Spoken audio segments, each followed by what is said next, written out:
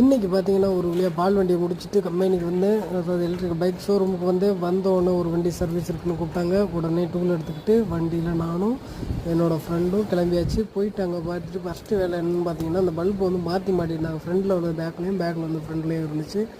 அதை வந்து பேக்கில் எப்போதுமே ரெட் லைட்டு தானே வரணும். அதை ரெட் லைட் எடுத்து அதை பேக்கில் மாட்டிட்டு ஃப்ரண்டில் அதை ஒயிட்டை தூக்கி முன்னாடி மாட்டிட்டு, இது நாங்கள் வந்து பட்டறையில் தான் இருந்து வேலை பார்த்தோம். இது என்ன வண்டி அப்படின்றத நெக்ஸ்ட் வீடியோவில் நான் வந்து சொல்கிறேன். இந்த 2 வீடியோ மாட்டியாச்சு.